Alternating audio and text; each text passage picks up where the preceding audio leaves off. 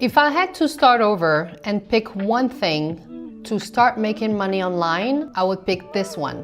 So let's dive in. If you're new to this channel, welcome. My name is Saloua and I help freedom seekers start to make money online so they can work from anywhere. If you ever thought about working from anywhere, helping businesses and getting paid without a full-time commitment, this one is for you. So let's dive in. Today, there's more and more business owners and entrepreneurs who need to hire, but they don't want to hire full-time employees. That's when virtual assistants or VA comes in. Very easy to get started with, and yet it's the job that's still gonna dominate in 2026. As a virtual assistant, you can work on multiple projects or different clients. You can have your own schedule. You can make money online and therefore you can work from anywhere. So what do virtual assistants actually do? So let's break it down. As a virtual assistant, you can do anything like inbox management, customer support, scheduling appointment, posting content on social media, admin work, phone calls, follow-up email, design, you name it. There's so many tasks. So basically a virtual assistant is like an executive assistant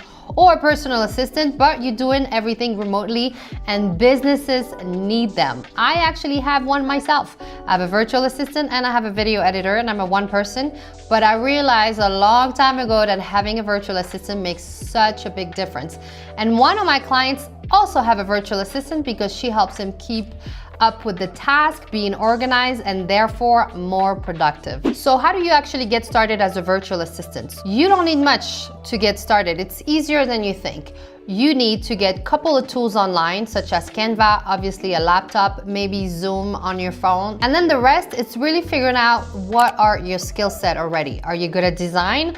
Are you good at organizing? Are you good at any project management or admin task? So once you figure out what you are good at, then you should focus on these tasks whenever you pitch to be a virtual assistant to any businesses. And honestly, sometimes the businesses are going to teach you what they need. So in my case, I have a couple of folders on my laptop that train the virtual assistant that I need. So for example, if my virtual assistant is going to do anything related to social media, I'll teach them about my brand, I'll teach them about anything related to my brand colors, design, etc. I'll show them examples, I have videos, and then they just really have to do the work based on what I already shared with them. So a lot of time you don't need much to get started because the business will tell you, okay, this is what a process is, we just need you to do this because we don't have the time. So you save them time and you help them be more productive and better if you can come up with new innovative ideas. I'm pretty sure many other business owners will accept them or be glad, because really at the end of the day, the goal for them is to save time, be able to focus on their craft, their client, their job, so they can bring more income. And whatever they're not good at or they don't have the time for, they want to delegate. Once you know what are you good at, so in this example, we're gonna say you are good at social media management, which is, by the way, part of a virtual assistant, but you can focus on that one specific skill if you prefer. Then you're gonna create a portfolio. So for that, you don't need much as well. You go on Canva, type portfolio. You're gonna see a lot of different type of portfolios out there. And then you're gonna add some of the work you've done. If you've never done anything, then start creating and posting, or you can even contact some of your friends or even some clients and say, hey, I need to get some testimonials. I'm getting started. I think I'm pretty good at designing on social media. Can I offer you a few social media posts and you let me know if this is something that works for you, and if you're happy with my work, I'd love to get a testimonials.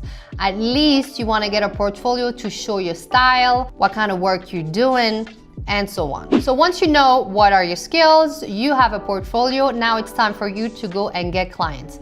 Once again, my favorite platforms for freelance work would be Upwork and Fiverr.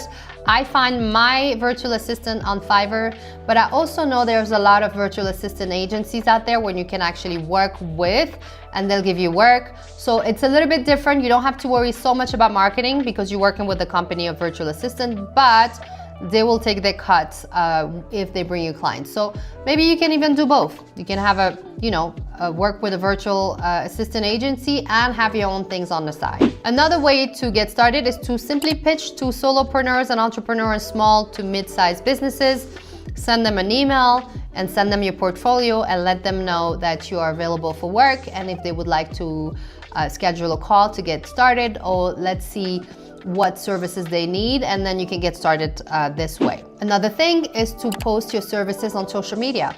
Social media is free. Why not use it? Post daily on what is your day like? What are the tasks are you doing as a virtual assistant? What type of entrepreneurs you are working with? What's your specific skills, and so on. One thing that I really like about the virtual assistant career, I would say, is that you can start with one client, you can get more clients, and once you add capacity, you can actually scale up. You can create your own virtual assistant agency, hire other virtual assistants, and teach them your process. And that means you can make a lot of money as a virtual assistant. As a matter of fact, one of the agency I worked with, that was an agency for virtual assistant, I really liked them because they were in, I think it's Venezuela, if I'm correct. All the virtual assistants were very skillful, and they all had master's and sometimes doctorate degrees, and they couldn't find work. So this person set up this agency, and you had so many different type of talented people on there. And for us, we hire them at a lower rate. It's money for them and it's less money for us. So you can find a virtual assistant for $7 to $12 an hour, which is really good for us as far as, you know, small business owner who don't have much budget to get started with. But for them, it's a salary that they make a lot more that they would, because they can find work, if I make any sense. So like I mentioned, where you can find work, Upwork, Fiverr, and freelancers.com, those would be my top 3. But there are a lot more sites out there. So let me mention them. So maybe you could take a screenshot. We have Belay, which focus on virtual assistant with high quality clients. We have Time ETC, which specifically hires experienced VAs. Work is often recurring. We have Virtual Staff Finder, connects VA with clients needing long-term support. And general ones like Indeed or We Work Remotely. Those are some companies that post part-time or flexible virtual assistant position. If you want to bypass the agency and go directly to clients, like we mentioned a few minutes ago, the first thing you need to do after you identify your skills, identify your ideal clients. Do you prefer to work with solopreneurs like myself? Do you prefer to work with small to mid-size companies? Or do you prefer to work with coach or content creators? The more niche you are, the better, honestly. So the next thing I would do is, once you figure out, okay, I want to work with coaches and my top skill sets is social media and design, let's say. So then you're gonna look online, find potential clients and look at their business. Look at what they're doing online and where is the gap. Where can you add value? This is where it's very important. Once you figure that out, you're gonna send them an email and you're gonna say, hey, my name is so-and-so, this is what I do, and I would like to offer you a free sample of what I'm doing. Or better yet, you do it directly. I know it's gonna take time and a lot of people might say no, but you send them in an email and you say, hey, I've designed a couple of social media posts that I feel would be really on brand. Let me know if you like them. They're for you, free to use.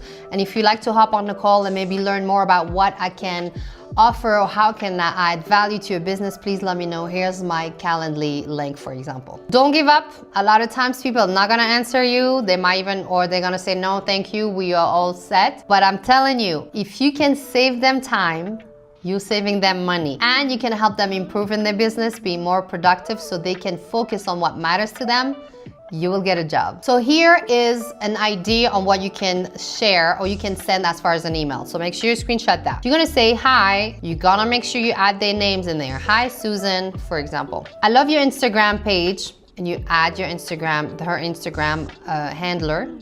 I notice you posting content a few times a week. I help entrepreneurs like you manage social media and customer inquiries, so now you can focus on growing your business. Would you like to schedule a 15-minute chat to see if I can help? Simple. And honestly, you can type something like I just mentioned on ChatGPT and then add the tone and see what comes up. What you can do if they don't reply after a week is to send a follow-up kind reminder, but do not bombard them. Honestly, I get bombarded a lot, and after a few times and I don't have time to answer, I honestly block. Especially I get bombarded by those who I say, no, I'm sorry, I'm okay, I don't need those services right now. I block them because they've sent me 15 emails with the same thing.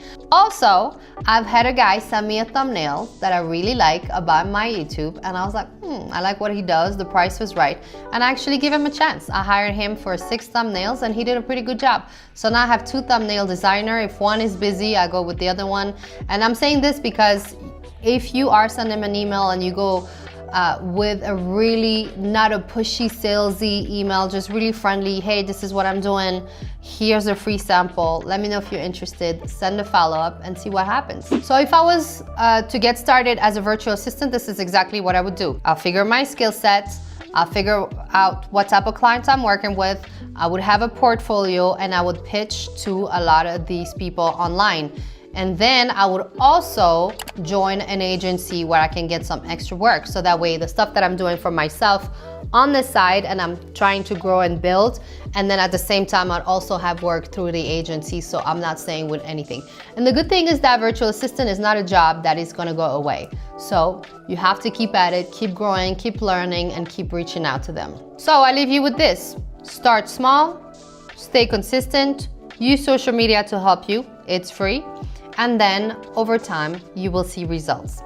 Let me know if this video was helpful for you. I would love to learn more about you. Leave me a comment in the comment section down below. If you want to get started with making money online, I do have a freebie. It's the free guide. You can download it. The link is in the description. It is the remote income roadmap, and I'll teach you a few ways you can get started making money online. Thank you so much for watching. Do not forget to like, share, and subscribe, and I'll see you next time.